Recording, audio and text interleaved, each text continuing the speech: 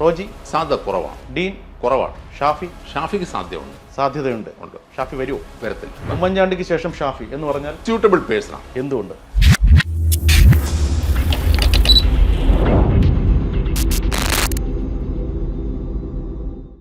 നമസ്കാരം. ഇന്റർവ്യൂവിന്റെ പുതിയൊരു അധ്യായത്തിലേക്ക് സ്വാഗതം. അതിഥിയായി ചേരുന്നു Shri John V Thomas. Welcome sir, welcome to interview. Thank U.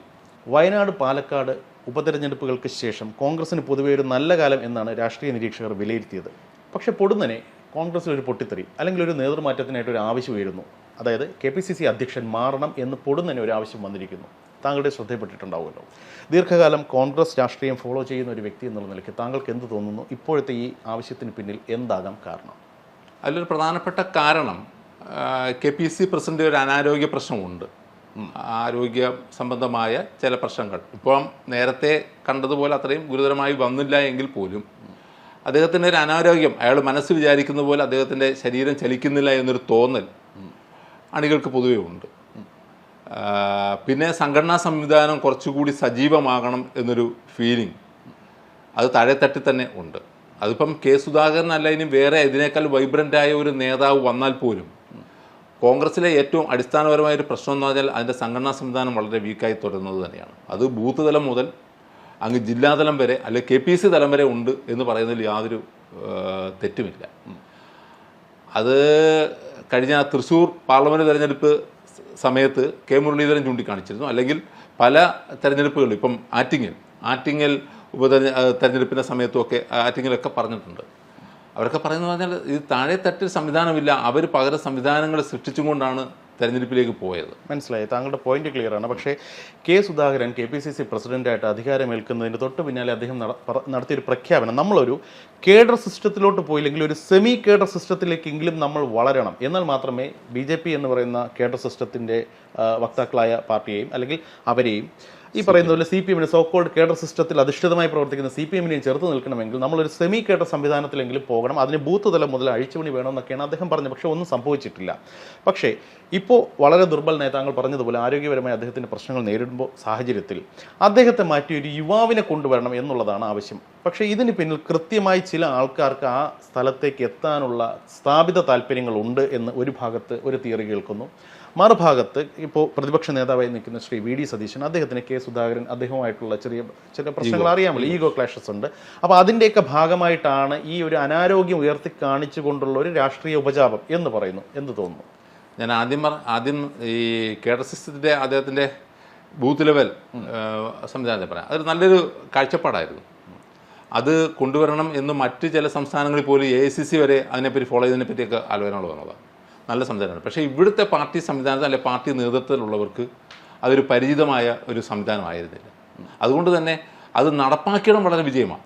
പൂർണ്ണമായും അത് ഒഴിവായെന്നല്ല, ചില മേഖലകളിൽ നടപ്പായി കുറേയൊക്കെ വരികയും ചെയ്തു. ഒരു 40% ബൂത്തുകളിലൊക്കെ ഇത് വന്നിട്ടുണ്ട്. പക്ഷേ അത് പിന്നീട് അങ്ങോട്ട് ആക്റ്റീവ് ആയില്ല. അവിടെ തന്നെ നടപ്പായിടത്തും ഇത് ആക്റ്റീവ് ആയോ എന്നുള്ള സംശയമുണ്ട്. അതൊരു നല്ല സംവിധാനമാണ്. പിന്നെ എന്തുകൊണ്ട് മാറ്റണം? അപ്പം സുധാകരൻ മാറും എന്ന കാഴ്ചപ്പാട് പലപ്പോഴും ഉയർന്നു വന്നും അത് പൊളിഞ്ഞു പോവുകയും ചെയ്തു. ഇപ്പോൾ പെട്ടെന്ന് വന്നത് ഇവിടെ ഒരു അദ്ദേഹത്തിന് മാറാൻ പറ്റണമെങ്കിൽ പറ്റുന്ന ഒരു സാഹചര്യമാണ് ഇപ്പോൾ ഉള്ളത്. കാര്യം സിറ്റിംഗ് സീറ്റുകൾ ജയിച്ചു, അദ്ദേഹം ഒരുവിധം പരാജയപ്പെട്ട ഒരു KPCC പ്രസിഡന്റ് എന്ന നിലയിൽ മാറേണ്ട ഒരു സാഹചര്യം ഇല്ല. അതായത് സ്വരം നന്നായിരിക്കുമ്പോൾ മാറുക എന്നൊരു സിറ്റുവേഷനുണ്ട്.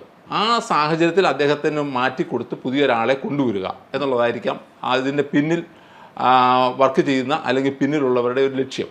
അപ്പം അത് ഒരുപക്ഷെ നേരത്തെ ചോദ്യത്തിൽ തന്നെ പറഞ്ഞു, പാർലമെൻ്ററി പാർട്ടി നേതാവും KPCCയും തമ്മിൽ ഒരു ഈഗോ ക്ലാഷ് ഉണ്ട് എന്നൊരു ഫീലിംഗ് ഉണ്ട്. അത് മൈക്കിൻ്റെ പേരിലാണേലും ഇരിപ്പിടത്തിൻ്റെ പേരിലാണേലും വിഷയങ്ങൾ അവതരിപ്പിക്കുന്നതിൻ്റെ പേരിലാണ് എന്തിലാണെങ്കിലും ഓരോ വിഷയങ്ങളെ അപ്രോച്ച് ചെയ്യുന്ന കാര്യത്തിലാണ് ഇപ്പോൾ ഒരു ഈഗോ ക്ലാഷ് ഉള്ളതായിട്ട് തോന്നലുണ്ട്. അത് മാറേണ്ടതായിട്ട്. അതൊരു തോന്നൽ മാത്രമാണോ? യാഥാർത്ഥ്യമാണ്. അത് യാഥാർത്ഥ്യം. അത് നമ്മൾ തോന്നൽ അത് പ്രവർത്തകരിലുണ്ട്.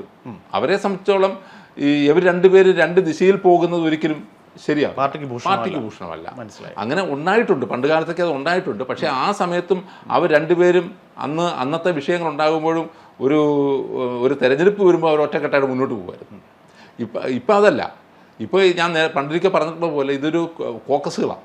ഈ ഗ്രൂപ്പിനേക്കാൾ ഉപരി കോക്കസുകളിലേക്ക് പാർട്ടി ചെന്നിരിക്കുക. ഇപ്പോൾ എന്തായാലും കെ സുധാകരൻ മാറണം എന്നുള്ളൊരു സ്റ്റാൻഡിലേക്ക് പ്രത്യക്ഷമായോ പരോക്ഷമായോ വി ഡി സതീശൻ ആ ആവശ്യം മുന്നോട്ട് വെക്കുമ്പോൾ രണ്ട് നേതാക്കന്മാർ, ഒന്ന് നമ്മുടെ തിരുവനന്തപുരത്തെ എം പി ശ്രീ ശശി തരൂർ, മറ്റൊന്ന് മുതിർന്ന നേതാവ് ശ്രീ കെ മുരളീധരൻ, ഇവർ രണ്ടുപേരും ആവശ്യപ്പെടുന്നു KPCC പ്രസിഡന്റ് മാറുകയാണെങ്കിൽ ഉറപ്പായിട്ടും പ്രതിപക്ഷ നേതാവ് മാറണം.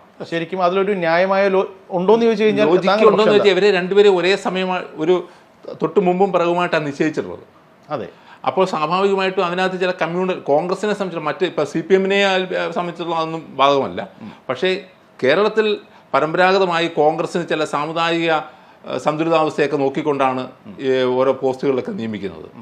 അപ്പം സ്വാഭാവികമായിട്ടും ഇപ്പോഴത്തെ ഒരു മാറ്റം വരുവാണെങ്കിൽ ഇവരെ രണ്ടുപേരെ ഏകദേശം പുതിയൊരു പുതു നേതൃത്വം എന്നും പറഞ്ഞുകൊണ്ടാണ് നിലവിലുണ്ടായിരുന്ന ഒരു നേതൃത്വത്തെ മാറ്റിക്കൊണ്ട് കെ സുധാകരനെയും വി ഡി സതീശനെയും ഞങ്ങളുടെ ഇവിടെ ഹൈക്കമാൻഡ് നിയമിക്കുന്നത്. അപ്പോൾ മാറുവാണെങ്കിൽ രണ്ടുപേരും മാറട്ടെ എന്നൊരു നിർദ്ദേശം അവർ മുന്നോട്ട് വെക്കുമ്പോൾ അതിനെ തള്ളിക്കളയാൻ പറ്റില്ല. കാരണം ഒരു ഭാഗം ആണ് ഇപ്പം നേരത്തെ ചോദിച്ചു എന്തുകൊണ്ട് ഈ ആവശ്യം ഉയരുന്നു എന്ന് ചോദിക്കുമ്പോൾ ആ ഭാഗം അവരത് പാർലമെന്ററി പാർട്ടി നേതൃത്വം ചിലപ്പോൾ ആഗ്രഹിക്കുന്നുണ്ടാവും സുധാകരൻ മാറാൻ. അങ്ങനെ അതിനെ ആ ആവശ്യത്തെ ഡയലൂട്ട് ചെയ്യാൻ ഇത് ചിലപ്പോൾ കാരണമാവും. ഏതാ മാറുന്നെങ്കിൽ രണ്ടുപേരും ആവട്ടെ എന്ന് പറയുമ്പോൾ എനിക്ക് പിന്നെ മിണ്ടണ്ടെന്നൊരു തോന്നൽ വന്നാൽ കോൺഗ്രസിൽ അങ്ങനെയൊക്കെയാണ്. ഇപ്പോൾ താങ്കൾ നേരത്തെ നമ്മൾ പറഞ്ഞു വെച്ചൊരു കാര്യം, ഇപ്പോൾ കോൺഗ്രസ് താരതമ്യേന സേഫ് ആയിട്ടുള്ള ഒരു പൊസിഷനിലാണ് ഇപ്പോൾ നിൽക്കുന്നത്. കാരണം ഉപതെരഞ്ഞെടുപ്പിലൊക്കെ അവർ വിചാരിച്ചതിനേക്കാൾ നല്ല വിജയം ലഭിച്ചു. അങ്ങനെ പറഞ്ഞൂടാ, അവർ വിചാരിച്ചതിനേക്കാൾ വലിയ നേട്ടം എന്ന് ഞാൻ പറഞ്ഞു.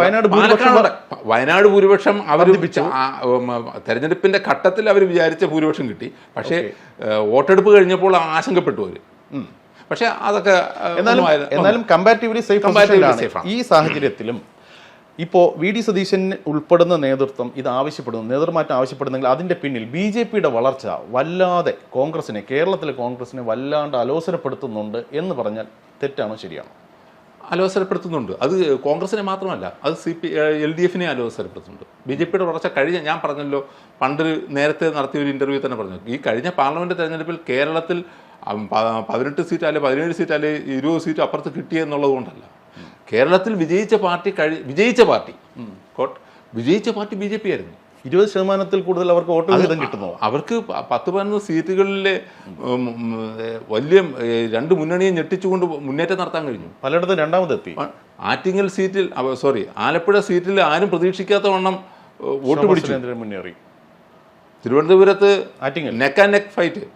ആറ്റിങ്ങൽ ഏകദേശം ഇനി എന്തിന് കണ്ണൂർ പോലും അവർ കോൺഗ്രസിൽ നിന്ന് മാറി വന്ന ഒരു പുതുമുഖ സ്ഥാനാർത്ഥി വെച്ചിട്ടും പിടിച്ച വോട്ട് ലക്ഷങ്ങളാണ്. അപ്പം അവർ നല്ലതുപോലെ അനിൽ ആന്റണി പത്തനംതിട്ടയിൽ അത്രയൊന്നും ഞാൻ പ്രതീക്ഷിച്ചിട്ടില്ല. വൈബ്രന്റ് ആയിട്ടുള്ള കാൻഡിഡേറ്റ് അല്ല. എന്നിട്ട് പോലും അനിൽ ആന്റണിക്ക് വോട്ട് പിടിക്കാൻ പറ്റി അവിടെ. അപ്പം മൊത്തത്തിൽ നോക്കുമ്പോൾ കഴിഞ്ഞ പാർലമെന്റ് തെരഞ്ഞെടുപ്പിൽ കേരളത്തിൽ വിജയിച്ച പാർട്ടി അത് BJP തന്നെയാണ്. അപ്പോൾ ഇത് കോൺഗ്രസ് നേതൃത്വം ഭയക്കുന്നുണ്ടെന്നുള്ള ഒരു യാഥാർത്ഥ്യമാണ്. പിന്നെ മാത്രമല്ല, കേരളത്തിലെ സാമുദായിക രാഷ്ട്രീയ സമവാക്യങ്ങളെല്ലാം മാറുന്നു. പണ്ടത്തെ പോലെ LDF അല്ലെങ്കിൽ പിന്നെ UDF, 5 വർഷം ഇവർ ഭരിക്കട്ടെ 5 വർഷം അവർ ഭരിക്കട്ടെ, ആ ഒരു തിയറി അങ്ങ് മാറിക്കൊണ്ടിരിക്കുന്നു. ഓക്കെ, ഈ ഒരു സാഹചര്യത്തിൽ ഇനിയും ഇങ്ങനെ പോയാൽ പഴയതുപോലെ ഗ്രൂപ്പ് കളിച്ചും തമ്മിൽ തല്ലിയും പോയി കഴിഞ്ഞാൽ നിൽക്കാൻ പറ്റില്ല എന്നുള്ളത് ഇവർ തിരിച്ചറിയുന്നു. ആ തിരിച്ചറിവിൻ്റെ മാത്രം അടിസ്ഥാനം എന്ന് പറയാൻ സാധിക്കും. ഇതിൻ്റെ പിന്നിൽ നിക്ഷിപ്തമായ ചില താല്പര്യങ്ങൾ അല്ലെങ്കിൽ ചില പ്രത്യേക ആൾക്കാരെ പ്ലേസ് ചെയ്യാനുള്ള നീക്കമാണ് ഇതിന് പിന്നിൽ, ഇപ്പോഴത്തെ ആവശ്യത്തിന് പിന്നിൽ എന്നുള്ളൊരു വാദവും കേൾക്കുന്നു. അതിന് ഞാനും അങ്ങനൊരു വാദത്തോടു കൂടി ചെറുതായിട്ടെങ്കിലും എനിക്ക് യോജിക്കേണ്ടി വരും. ഇത് മാറും എന്ന് പറഞ്ഞപ്പോൾ തന്നെ ചില പേരുകൾ ഉയർന്നു വന്നു. അത് ഒരിക്കലും പേരുകൾ ഉയർന്നു വരണ്ടെന്നല്ല ഞാൻ പറയുന്നത്. അതൊരു പ്രത്യേക ഏജ് ഗ്രൂപ്പിനകത്തുനിന്ന് ഉള്ള പേരുകളാണ് വന്നത്, യുവ നേതൃത്വത്തിലേക്ക് വരുന്നു. കേരളത്തിൻ്റെ പൊതു സാഹചര്യത്തിനനുസരിച്ച് ഇവിടെ സീനിയർ മോസ്റ്റ് ലീഡേഴ്സ് ഉള്ള ഒരു സ്റ്റേറ്റാണ് കോൺഗ്രസിനകത്ത്, വളരെ സീനിയർ മോസ്റ്റ്. ഇപ്പോൾ ശരാശരി 55 വയസ്സിന് മേളിലുള്ളവരാണ് ഇവിടുത്തെ റാങ്ക് ആൻഡ് ഫയൽ നോക്കിയിരുന്ന ബൂത്ത് തലം തൊട്ട് KPC തലം വരെയുള്ള ഭാരവാഹികളും ചുമതല വഹിക്കുന്നവർ, പാർട്ടി ആക്റ്റീവായി വർക്ക് ചെയ്യുന്നവർ 55 ആ ഒരു ഏജ് ഗ്രൂപ്പാണ്. അവരെ നിയന്ത്രിക്കാൻ വേണ്ടി വളരെ താരതമ്യേന അവരുടെ മുന്നിൽ അവർ പേരിട്ട് വിളിക്കുന്ന പേരുകളൊക്കെ മുന്നോട്ട് വരും. ഈ പേരുകൾ വന്നതിന് അവർ ഹൈക്കമാൻഡ് നിർദ്ദേശിച്ചാൽ അവർ വരും, അംഗീകരിക്കേണ്ടി വരും അവർക്കൊക്കെ. പക്ഷേ അവർക്ക് അങ്ങോട്ട് സംഘടനയെ മുന്നോട്ട് ചലിപ്പിക്കാൻ പറ്റില്ല. അതെന്താ, യുവാക്കളുടെ കയ്യിലാണ് രാഷ്ട്രത്തിന്റെ ഭാവി എന്ന് പറയുമ്പോൾ എന്തുകൊണ്ട് യുവാക്കൾ KPCCയുടെ തലപ്പത്ത് വന്നു കഴിഞ്ഞാൽ അവർക്ക് പ്രസ്ഥാനത്തെ മുന്നോട്ട് കൊണ്ടുപോകാൻ പറ്റില്ല എന്ന് പറയുന്നതിന്റെ കാരണം എന്താണ്? പ്രസ്ഥാനത്തെ മുന്നോട്ട് അതിപ്പോൾ ഞാൻ കാര്യം പറയാം. കെ സുധാകരൻ നമ്മളെല്ലാം പ്രതീക്ഷിച്ചു ഈ KPCC ഇനി കോൺഗ്രസ് ഇവിടെ ഭയങ്കരമായിട്ട് വൈബ്രന്റ് ലീഡറാണ് അദ്ദേഹം. പക്ഷേ അത് നടന്നില്ല. അദ്ദേഹം ആഗ്രഹിക്കുന്നുണ്ടാവും, അതുപോലെ പാർട്ടി മുന്നോട്ട് കൊണ്ടുപോകാൻ പറ്റുന്നില്ല. അദ്ദേഹത്തിന് പറ്റുന്നില്ല. അദ്ദേഹത്തിന് കെ സുധാകരൻ വീണ്ടെടുത്തൊരു യുവ നേതാവ് എന്ത് ചെയ്യും? കെ സുധാകരൻ വീണ്ടെടുത്തെന്ന് ഞാൻ പറയത്തില്ല. കെ സുധാകരൻ വീണു എന്നല്ല പറഞ്ഞത്. അദ്ദേഹം ആഗ്രഹിച്ച തലത്തിലേക്ക് പാർട്ടിയെ ആ രീതി ചലിപ്പിക്കാൻ കഴിഞ്ഞിട്ടില്ല. കാര്യം എന്ന് പറഞ്ഞാൽ പുനഃസംഘടന നടക്കുന്നു. ഒരു പാർട്ടി പുനഃസംഘടന അദ്ദേഹം വിചാരിച്ചിട്ട് പോലും എത്രയോ ദിവസങ്ങൾ നീണ്ടുപോവുക. കോൺഗ്രസിനകത്ത് ഞാൻ എത്ര വലിയ ശക്തനായ നേതാവാണെങ്കിൽ കേരളത്തിലെ കോൺഗ്രസിനകത്ത് ഞാൻ എത്ര വലിയ ശക്തനായ നേതാവാണെങ്കിൽ തന്നെയും ഒറ്റയടിക്ക് തീരുമാനം നടപ്പാക്കാൻ പറ്റത്തില്ല. മറ്റു ചില സംസ്ഥാനങ്ങളിൽ അത് പറ്റത്തില്ല. ഞങ്ങൾ തീരുമാനിച്ചു ഇത് നടപ്പാക്കും എന്ന് പറയുന്ന രീതിയിൽ ഇവിടെ നടക്കില്ല. കളി എളുപ്പമല്ല. ഇവിടെ എന്ന് പറഞ്ഞാൽ ഇവിടെ വളരെ സീനിയർ മോസ്റ്റ് ലീഡേഴ്സ് നിൽക്കുക. ഈ സീനിയർ മോസ്റ്റ് ലീഡേഴ്സിനെ എല്ലാം വെട്ടിക്കൊണ്ട് അല്ലെങ്കിൽ ഒഴിവാക്കിക്കൊണ്ട് പുതിയൊരു നിരയെ മുന്നോട്ട് വെച്ചാൽ അത് തെരഞ്ഞെടുപ്പിൽ നല്ലതാണ്. ഇലക്ഷൻ ഫൈറ്റിന് ചിലപ്പോൾ അത് ഗുണം ചെയ്യും. പാർട്ടി സംവിധാനത്തെ ചലിപ്പിക്കണമെങ്കിൽ എപ്പോഴും മച്ചുറായ ഒരു നേതാവിനെ KPCC അധ്യക്ഷ സ്ഥാനത്ത് കൊണ്ടുവന്നേ മതിയാവും കേരളത്തിൽ. മനസ്സിലായി, പോയിന്റ് ക്ലിയർ ആണ്. ഇപ്പോൾ പല പേരുകളും ഈ ഒരു ചുരുങ്ങിയ സമയത്ത് തന്നെ കേൾക്കുന്നുണ്ട്. ഞാൻ 1-2 പേരുകൾ പറയാം, സാധ്യതകൾ താങ്കളൊന്ന് വിലയിരുത്തും. ഇപ്പോൾ നമ്മുടെ അങ്കമാലി MLA പേരാണ് ആദ്യം കേൾക്കുന്നത്. അത് അദ്ദേഹത്തിന്റെ പേര് കെ സുധാകരൻ ഇവിടെ പ്രസിഡന്റ് ആവുന്ന സമയത്തും വന്നിരുന്നു. അന്നും റോജി എം ജോണിന്റെ പേര് വന്നിരുന്നു. എന്തുകൊണ്ട് അദ്ദേഹത്തെ പരിഗണിച്ചുകൂടാ? അദ്ദേഹത്തിന് മുമ്പേ ഹൈബി ഇടുന്നില്ലേ? സീനിയോറിറ്റിയാണ് അവിടെ. സീനിയോറിറ്റിയാണ് യുവത്വമെങ്കിൽ ഹൈബി ഇടുന്നുണ്ട്. എന്തുകൊണ്ട് PC വിശ്വനാഥ് പറ്റൂല? അങ്ങനെ നോക്കിക്കഴിഞ്ഞാൽ എല്ലാവരും പരിഗണിക്കേണ്ടി വരും. എല്ലാവരും പരിഗണിക്കപ്പെടേണ്ടി വരും. അതുകൊണ്ടാണ് ഞാൻ പറഞ്ഞത്, ഇപ്പം നമ്മൾ ആ വന്ന ഒരു 3 പേരുണ്ട്. ഞാൻ ബാക്കി 2 പേരും ഞാൻ പറയാം. റോജി എം ജോൺ ഒന്ന്, നമ്മുടെ ഇടുക്കി MLA ഡീൻ കുര്യാക്കോസ് 2, 3 മാത്യു കുഴൽനാടൻ. KPCC അധ്യക്ഷനും പാർലമെന്ററി പാർട്ടി ലീഡറും, ഒറ്റ ചോദ്യമേ ഉള്ളൂ, പാർലമെന്ററി പാർട്ടി ലീഡറും ഒരു ജില്ലയിൽ നിന്നാകാൻ പറ്റുമോ? അയാളെന്താ കുഴപ്പമില്ല. അങ്ങനെയാണെങ്കിൽ എന്തുകൊണ്ട് VD സതീശൻ അവിടെ ആകുമ്പോൾ തന്നെ വിഷ്ണുനാഥൻ ഇവിടെ ആയിക്കൂടാ? അയാളെന്ത് കുഴപ്പം? കോൺഗ്രസിനകത്ത് സാമ്പ്രദായികമായ ചില കാഴ്ചപ്പാടുകളുണ്ട്. ഇപ്പോൾ PC വിഷ്ണുനാഥിൻ്റെ പേര് താങ്കൾ പറഞ്ഞപ്പോൾ തന്നെ വേറൊരു കാര്യമുണ്ട്. ഇപ്പോൾ കോൺഗ്രസ് ഇപ്പോൾ നേരിടുന്ന ഒരു വലിയൊരു പ്രതിസന്ധി എന്താണെന്ന് വെച്ച് കഴിഞ്ഞാൽ, ഇപ്പോൾ പണ്ട് UDFന്റെ ഭാഗമായിരുന്ന KM മാണി, അദ്ദേഹം അതേപോലെ തന്നെ ഉമ്മൻചാണ്ടി സാർ, ഇവർ 2 പേരും പോയതിനു ശേഷം കോൺഗ്രസിന് അല്ലെങ്കിൽ UDFന് ഒറ്റക്കെട്ട ഒരു ക്രിസ്തീയ മുഖമില്ല എന്നുള്ളൊരു ആക്ഷേപം അല്ലെങ്കിൽ ഒരു കുറവ് അവർ നേരിടുന്നുണ്ട്. ആ കുറവ് നികത്താൻ KPCCയുടെ അധ്യക്ഷ സ്ഥാനത്തേക്ക് ഈ പറയുന്ന പോലെ റോജി എം ജോണോ അല്ലെങ്കിൽ ഡീൻ കുര്യാക്കോസോ വന്നു കഴിഞ്ഞാൽ ആ പറയുന്ന ആ ഒരു കുറവ് നികത്താൻ സാധിക്കില്ല. കാരണം ഇവർ 2 പേരും സഭയുടെ പിന്തുണ ഉള്ളവരാണ്. എവിടെ പിന്തുണ? അവർക്ക് എത്രത്തോളം ഉമ്മൻചാണ്ടിക്കോ KM മാണി സാർ അവരുമായിട്ട് ഒരിക്കലും കമ്പാരിസൺ ഇല്ല. അല്ല, അവർക്കുണ്ടായിരുന്നത് പോലുള്ള ഏതെങ്കിലും ഒരു പ്രത്യേക സമുദായത്തിന്റെ അല്ലെങ്കിൽ വിഭാഗത്തിന്റെ മാത്രം പിന്തുണയല്ല ക്രിസ്ത്യൻ കമ്മ്യൂണിറ്റിയുടെ സപ്പോർട്ടെന്ന് പറഞ്ഞാൽ. അത് RC Roman Catholic Syrian Catholic വിഭാഗത്തിന്റെ ആളുകളാണവർ. അതിൽ ഒരാൾ യാക്കോബക്കാരനാണ്, RC അല്ല. ഇത് അറിയാതെ ഈ പേരുകളൊക്കെ വരുന്നത്. ഇത് 2 പേരുകൾ RC ആണ്. ഡീൻ RC ആണ്, നമ്മുടെ റോജി എം ജോണും RC ആണ്. പക്ഷേ മാത്യു കുഴൽനാടൻ ജാക്കബൈറ്റാണ്. അപ്പം അവർക്ക് അവരുടെ സമുദായത്തിനകത്തുള്ള സഭാ ബിഷപ്പുമാരുമായി അവർക്ക് ബന്ധമുണ്ടാകാം. അതുകൊണ്ട് ബാക്കി ക്രിസ്ത്യൻ സമുദായങ്ങളിൽ ബാക്കി എല്ലാവരുമായിട്ട് അടുപ്പമുണ്ടാകണമെന്നില്ല, പൊതു സ്വീകാര്യത അവർക്കുണ്ടാകണമെന്നില്ല. അവിടെ മാത്രമല്ല, ആ ക്രിസ്ത്യൻ കമ്മ്യൂണിറ്റിയിൽ മാത്രമല്ല, അവർക്ക് അതിനപ്പുറത്ത് മുസ്ലിം കമ്മ്യൂണിറ്റിയായിട്ട് ബന്ധം ഉണ്ടാവണം, ഹിന്ദു കമ്മ്യൂണിറ്റിയായിട്ട് ബന്ധം ഉണ്ടാവണം, പട്ടികജാതി വിഭാഗവുമായിട്ട് ബന്ധം. അങ്ങനെയുള്ളവർ വേണം ഒരു പൊതു സ്വീകാര്യത ഉണ്ടാകുന്ന ലീഡർ എന്ന് മാത്രമല്ല. കേരളത്തിൽ ഒരു നേതാവായി വരുമ്പോൾ കേരളത്തിൽ അങ്ങോളം ഇങ്ങോളം ഒരു ബന്ധം ഉണ്ടാകണം. ഇപ്പം ഞാൻ പറഞ്ഞല്ലോ, ഞാൻ യുവാക്കളെ തള്ളിക്കളയുമല്ല. ഇപ്പം ഷാഫി പറമ്പിൽ ഇപ്പം കേരളത്തിൽ മൊത്തത്തിൽ തന്നെ ഒരു സ്വീകാര്യനായ നേതാവെ വളർന്നു. അദ്ദേഹത്തിൻ്റെ വടകരയിലെ വിജയവും ഇപ്പം പാലക്കാട് ഉപതെരഞ്ഞെടുപ്പിൽ പുള്ളിയാണ് ഹാൻഡിൽ ചെയ്ത പുള്ളി തന്നെയാണ്. വടകര വിജയത്തോടു കൂടി തന്നെ അദ്ദേഹത്തിന് ഒരു സ്റ്റേറ്റ് വൈഡ് ലീഡറായി അദ്ദേഹം വളർന്നു. അങ്ങനെ സ്റ്റേറ്റ് വൈഡ് ലീഡറായി വളരുന്നതിന് ഇപ്പോൾ ഉയർന്നു വന്നിട്ടുള്ള പേരുകൾ 3 പേരും അവർ വ്യക്തിപരമായി എനിക്ക് നല്ല നേതാക്കളാണ്, നല്ല പാർലമെന്റേറിയന്മാരാണ് ഇവർ. അതുപോലെ ജനങ്ങളുമായി ഇടപെടാൻ നല്ല മിടുക്കരുമാണ്. പക്ഷേ ഇവരൊരു സ്റ്റേറ്റ് വൈഡ് ലീഡേഴ്സായിട്ട് ഇവർ വളർന്നിട്ടില്ല. പക്ഷെ ആ സ്ഥാനത്തേക്ക് ഷാഫി വളരുന്നു എന്നാണ് താങ്കൾ പറയുന്നത്. വളർന്നു കഴിഞ്ഞു അദ്ദേഹം ആ ലെവലിലേക്ക് വന്നു. ഒരു ജനത്തിന് പെട്ടെന്ന് അദ്ദേഹത്തോടൊരു ഇൻറ്റിമസി തോന്നി തുടങ്ങി. മനസ്സിലായി. പാലക്കാട് നിന്ന് യാതൊരു പരിചയമില്ലാതെ വടകരയിൽ ചെന്ന് ഇറങ്ങുന്നു. അവിടെ പരിചയമില്ലാന്ന് പറയുന്നത് പാലക്കാടിനോട് ചേർത്താണ്. ഓക്കെ, മീൻസ് അവിടെ അദ്ദേഹം പൊതുപ്രവർത്തന രംഗത്ത് സജീവമായിരുന്നത് ഈ പാലക്കാട് ജില്ലയിലാണല്ലോ. അവിടെ നിന്ന് വേറെ പൂർണ്ണമായി മറ്റൊരു ജില്ലയിലേക്ക് പോകുന്നു. അവിടെ ചുരുങ്ങിയ സമയം കൊണ്ട് അവിടുത്തെ അവിടെ ബന്ധമുള്ള ശൈലജ ടീച്ചറെ, സീനിയർ മോസ്റ്റ് ലീഡറെ പരാജയപ്പെടുത്തിക്കൊണ്ട് വന്നു. തറ വറ്റിച്ചുകൊണ്ട് അദ്ദേഹം അവിടെ ജയിക്കുന്നു. അതിനുശേഷം പാലക്കാട് തന്നെ വീണ്ടും വരുന്നു. ഒരു ഷോ റൺ ചെയ്യുന്ന സീറ്റിൽ അയാൾക്ക് ലഭിച്ചതിനേക്കാൾ വലിയ ഭൂരിപക്ഷത്തോടുകൂടി അദ്ദേഹത്തിന്റെ വിശ്വാസത്തെ ജയിപ്പിച്ചെടുത്തു. പക്ഷേ ഞാൻ കേൾക്കുന്ന ഒരു കാര്യം, കോൺഗ്രസ് പാളയത്തിൽ നിന്ന് തന്നെ കേൾക്കുന്ന കാര്യം, ഷാഫി ലക്ഷ്യമിടുന്നത് അടുത്ത മുഖ്യമന്ത്രി സ്ഥാനം എന്നുള്ളതാണ്. താങ്കൾക്ക് എന്ത് തോന്നുന്നു? ഇപ്പോഴത്തെ സാഹചര്യത്തിൽ അതിനുള്ള സാഹചര്യം ഞാൻ കാണുന്നില്ല. അടുത്ത മുഖ്യമന്ത്രി സ്ഥാനം ഉമ്മൻചാണ്ടിക്ക് ശേഷം ഷാഫി എന്ന് പറഞ്ഞാൽ വരത്തില്ല, ഒരിക്കലും. വരാം, കേരളത്തിലെ മുഖ്യമന്ത്രി ആവില്ല എന്ന് ഞാൻ പറയുന്നില്ല. പക്ഷെ അടുത്ത മുഖ്യമന്ത്രി ഷാഫി എന്ന് പറഞ്ഞാൽ ഞാൻ അംഗീകരിക്കും. താങ്കൾ അടുത്ത മീൻസ് ഇമ്മീഡിയറ്റ് ആയിട്ടുള്ളതല്ല, ഭാവിയിൽ ഒരു 10-20 കൊല്ലം കഴിഞ്ഞിട്ടായാൽ പോലും ആ ലക്ഷ്യത്തിലേക്ക് അതിപ്പം ആർക്കാ, നമുക്ക് ഇന്നത്തെ രാഷ്ട്രീയത്തിൽ ഇപ്പോഴത്തെ കാര്യങ്ങൾ നമുക്ക് പറയാൻ പറ്റൂ, നാളെ എന്ത് സംഭവിക്കുമെന്ന് പറയാൻ പറ്റും. പക്ഷെ ഷാഫിയെ എഴുതിത്തള്ളാവുന്ന ഒരു നേതാവല്ല. ഓക്കെ, ഇപ്പോൾ താങ്കൾ നേരത്തെ പറഞ്ഞൊരു കാര്യമുണ്ട്, അതായത് ക്രിസ്തീയ വിഭാഗങ്ങളെ ഒരുമിച്ച് നിർത്തണം, ഇസ്ലാമിസ്റ്റുകളെ അല്ലെങ്കിൽ ഇസ്ലാം സംഘടനകളെ അല്ലെങ്കിൽ ആ സമുദായത്തെ ഒപ്പം നിർത്തണം, പട്ടികജാതി പട്ടിക വിഭാഗക്കാരെ ഒരുമിച്ച് നിർത്തണം, ഹിന്ദു ഗ്രൂപ്പുകളെ ഒരുമിച്ച് നിർത്തണം. ഇങ്ങനെ എല്ലാവരെയും ഉൾക്കൊള്ളുന്ന, എല്ലാവർക്കും പൊതുസ്വീകാരനായ ഒരു നേതാവ് ആരെ, അതിൽ യുവത്വത്തിൻ്റെ ഒരു എലമെന്റ് കൂടെ ചേർക്കുമ്പോൾ അത് ഷാഫിയാണ് എന്ന് പറഞ്ഞാൽ തെറ്റ് പറയാൻ പറ്റുമോ? ഇല്ല, ഷാഫിക്ക് ആ ഒരു സ്യൂട്ടബിൾ പേഴ്സണാണ്. ശരി, അപ്പോൾ അങ്ങനെ വരുമ്പോൾ ഭാവി മുഖ്യമന്ത്രിയായിട്ട് അദ്ദേഹത്തെ ചിലപ്പോൾ ഒരുപക്ഷെ പരിഗണിക്കാം.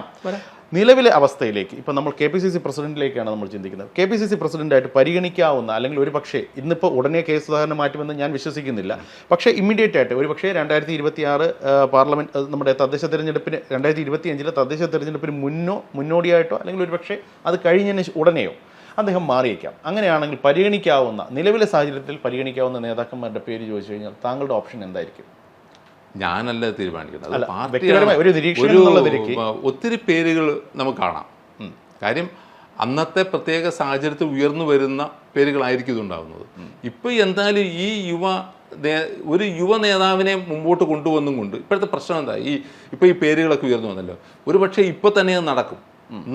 നടക്കുമ്പോൾ എന്താണ്, പകരക്കാരനെ സംബന്ധിച്ചുള്ള ഒരു ധാരണ ഉണ്ടായെങ്കിൽ മാത്രമേ സുധാകരനെ പെട്ടെന്ന് മാറ്റാമാവൂ. അവിടെ പകരം അദ്ദേഹത്തിൻ്റെ പിൻഗാമിയെ സംബന്ധിച്ച് ഒരു ധാരണ ഉണ്ടാവണം.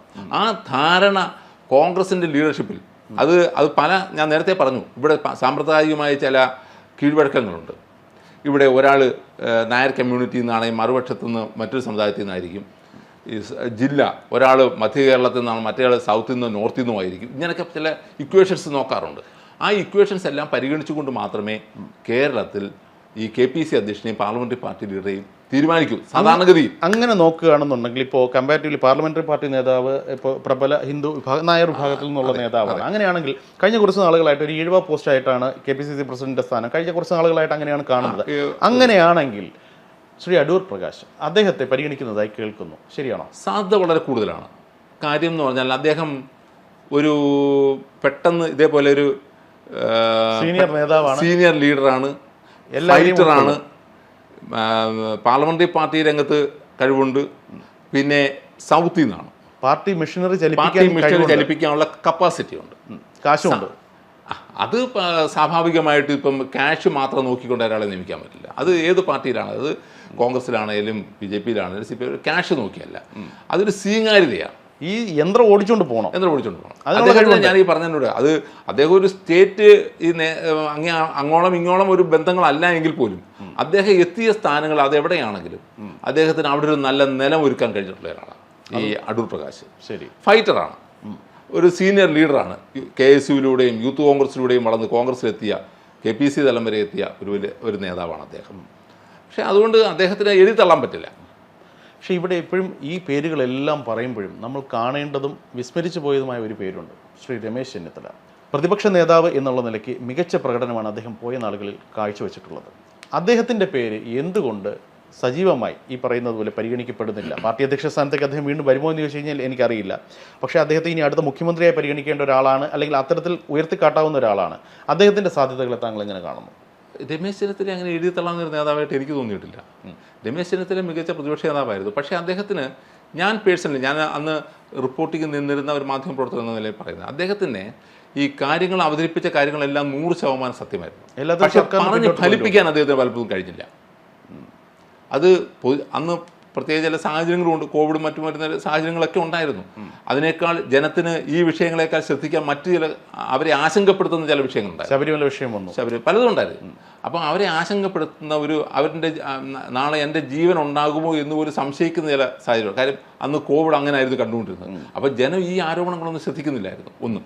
രണ്ടാമത് അദ്ദേഹത്തിന് പറയുന്ന കാര്യങ്ങൾ വേണ്ട വിധം പൊതുജനത്തിൻ്റെ മുന്നിലേക്ക് പറഞ്ഞ് ഫലിപ്പിക്കുന്നതിനോ കഴിഞ്ഞതുമില്ല. അന്നത്തെ സംഘടനാ സംവിധാനം അതിന് ഉപയോഗപ്പെടുത്താനായിട്ട് സംഘടനാ സംവിധാനം അതിനനുസരിച്ച് ചലിച്ചതുമില്ല. രണ്ടുമുണ്ട്. അദ്ദേഹത്തിന് മാത്രം കുഴപ്പമില്ല, അങ്ങനത്തെ സംഘടനാ സംവിധാനം അത് തന്നെയായിരുന്നു. അദ്ദേഹത്തിനും അത് ഫലിപ്പിക്കാൻ കഴിഞ്ഞില്ല. പക്ഷേ എങ്കിൽ പോലും കേരള രാഷ്ട്രീയത്തിലോ കോൺഗ്രസ് രാഷ്ട്രീയത്തിലോ ഇന്നും രമേശ് ചെന്നിത്തലയെ എഴുതി തള്ളാവുന്ന ഒരു നേതാവായി ഞാൻ കാണുന്നില്ല. ചുരുക്കം പറഞ്ഞു കഴിഞ്ഞാൽ ഇപ്പോൾ നിലവിൽ ആര് KPCC പ്രസിഡന്റായി അടുത്ത ആര് വരും എന്നുള്ളത് കൃത്യമായി ഇപ്പോൾ പറയാൻ സാധിക്കില്ല. പക്ഷേ എന്നാലും ചില സാധ്യതകൾ എന്നുള്ള രീതിയിൽ അവസാനം ചില പേരുകൾ ഞാൻ ഷൂട്ട് ചെയ്യുകയാണ്. ഒന്ന്, രമേശ് ചെന്നിത്തല. വീണ്ടും അദ്ദേഹം KPCC പ്രസിഡന്റ് സ്ഥാനത്തേക്ക് തിരിച്ചു വരുമോ എന്ന് ചോദിച്ചു കഴിഞ്ഞാൽ താങ്കളുടെ മറുപടി എന്താവും? KPCC പ്രസിഡന്റ് സ്ഥാനത്തേക്ക് അദ്ദേഹം തിരിച്ചു വരാനുള്ള സാധ്യത വളരെ കുറവാണ്. അടൂർ പ്രകാശ് സാധ്യത വളരെ കൂടുതലാണ്. റോജി സാധ്യത കുറവാണ്. ഡീൻ കുറവാണ്. ഷാഫിക്ക് സാധ്യതയുണ്ട്. ഷാഫി വരുമോ? വരത്തില്ല. എന്തുകൊണ്ട്? അതാണ് ചോദ്യം. തൽക്കാലം ഇമ്മീഡിയറ്റ് വരില്ല. അതായത് അദ്ദേഹത്തിന് പാർട്ടി, ഇപ്പോൾ താങ്കൾ നേരത്തെ പറഞ്ഞതുപോലെ കേരളം മുഴുവൻ സഞ്ചരിച്ച് എല്ലാവരെയും ഉൾക്കൊള്ളുന്ന ഒരു നേതാവായി അദ്ദേഹം മാറിക്കഴിഞ്ഞു എന്ന് പറഞ്ഞ സാഹചര്യത്തിൽ അദ്ദേഹത്തിന് ലഭിക്കാവുന്ന അല്ലെങ്കിൽ അടുത്ത അദ്ദേഹത്തിന്റെ രാഷ്ട്രീയ സ്വപ്നങ്ങൾക്ക് ചിറക് വെപ്പിക്കാൻ പറ്റിയ ഏറ്റവും നല്ല പോസ്റ്റാണ് KPCC പ്രസിഡന്റ് സ്ഥാനം. പക്ഷേ അതിനു മുമ്പിട്ട് അദ്ദേഹം KPCCയുടെ ഒരു ഭാരവാഹിയായി വരണം. ഇമ്മീഡിയറ്റ് ആയിട്ട് KPCC പ്രസിഡന്റ് അദ്ദേഹം യൂത്ത് കോൺഗ്രസിൽ നിന്ന് തന്നെ അദ്ദേഹം ജസ്റ്റ് മാറിയതേ ഉള്ളൂ. യൂത്ത് കോൺഗ്രസ് അധ്യക്ഷ സ്ഥാനത്ത് നിന്ന് മാറിയ ആളെ നേരെ അങ്ങോട്ട് നമുക്ക് KPCC അധ്യക്ഷ സ്ഥാനത്തേക്ക് കൊണ്ടുവെക്കാൻ പറ്റില്ല. അങ്ങനെയാണ് M. ലിജു ഇപ്പോഴും സംഘടനാ ചുമതലയുള്ള ജനറൽ സെക്രട്ടറി ആയതേ ഉള്ളൂ. ഈ കഴിഞ്ഞ 2 മാസം മുമ്പ് അങ്ങോട്ട് ആയതേ ഉള്ളൂ. അപ്പോൾ ഇമ്മീഡിയറ്റ് ആയിട്ട് ചെല്ലില്ല. ഭാവിയിൽ വരാവുന്ന പേരുകളിലൊന്നായിരിക്കും. അത് മാത്രമല്ല, അദ്ദേഹത്തെ ഒരുപക്ഷെ ഒരു മുഖ്യമന്ത്രിയായി പോലും വരാവുന്ന ഒരാളാണ് അദ്ദേഹം. ഭാവി മുഖ്യമന്ത്രിയാണ് എഴുതി, അങ്ങനെ ഞാൻ പറയില്ല. ആകാം. അദ്ദേഹം KPCC അധ്യക്ഷനായി വരാം, ഭാവി മുഖ്യമന്ത്രിയായി വരാം, എല്ലാം വരാനുള്ള സാധ്യതയുണ്ട്. പക്ഷേ ഇമ്മീഡിയറ്റ് ആയിട്ട് ഇതൊന്നും വരാൻ സാധ്യത. രാഷ്ട്രീയമാണ്, ഒന്നും പ്രവചിക്കാൻ സാധിക്കില്ല. ഏത് സമയം എന്ത് വേണമെങ്കിലും സംഭവിക്കാം. അപ്പോൾ കോൺഗ്രസിൽ എന്താണ് സംഭവിക്കുന്നതെന്ന് നമുക്ക് നോക്കാം. നോക്കിയതിനു ശേഷം വിലയിരുത്തലുകൾ പിന്നീടാകാം. അതെ, നന്ദി. അതാണ് രാഷ്ട്രീയം.